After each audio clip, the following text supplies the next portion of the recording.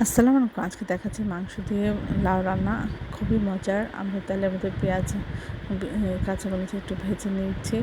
ওই পেঁয়াজটা একটু ভাজা হয়ে গেলে আমরা এর মধ্যে দিয়ে দেবো তেজপাতা এবং দুটো দারুচিনি। এখানে আধা চামচ আদা বাটা এবং 1 চামচ রসুন বাটা দিয়ে আমরা একটু ভেজে নিচ্ছি। তারপর সামান্য পানি দিয়ে আধা চামচ লবণ, আধা চামচ হলুদ গুঁড়া, 1 চামচ জিরা গুঁড়া, 1 চামচ ধনিয়া গুঁড়া দিয়ে, আর এখানে সামান্য একটু দিয়ে দিচ্ছি এলাচ গুঁড়া, অর্থাৎ 3-4টা এলাচ গুঁড়া দিয়েছি। দিয়ে আমরা মাংসটা দিয়ে এভাবে নেড়েচেড়ে সিদ্ধ করে নিচ্ছি।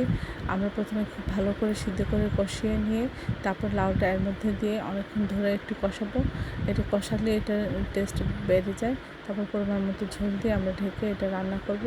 সব কিছু ঠিক থাকলে আমরা এটা চেখে দেখলে সব ঠিক থাকলে নামিয়ে পরিবেশন করব। এটা খুবই মজার হয়, ভাত রুটির সাথেও আপনারা খেতে পারেন। এই রেসিপিটা আশা করি একবার হলেও ট্রাই করবেন।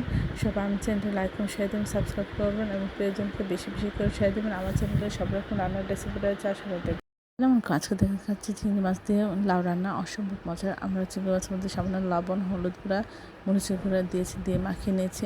এখন তেলের মধ্যে পেঁয়াজ, কাঁচামরিচ দিয়ে একটু ভেজে নিয়ে এর মধ্যে আধা চামচ আদা বাটা, 10 চামচ রসুন বাটা দিচ্ছি এবং এই মাখানো চিংড়িগুলো দিয়ে দিচ্ছি, দিয়ে একটু ভেজে নেব। তারপরে এর মধ্যে দিয়ে দিব লাউ, সাথে অল্প আলু দিয়ে নিয়েছি, সেটা দিয়ে দিব।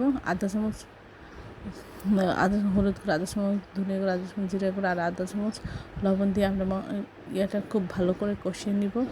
লাউটা অনেকক্ষণ ধরে কষানো হয়ে গেলে এটা কষাতে কষাতে অনেকটা সিদ্ধ হয়ে যাবে। তারপর আমরা ঝোল দিয়ে দিব। ঝোল দিয়ে নামানোর আগে আমরা এখানে ধনিয়া পাতা দিব।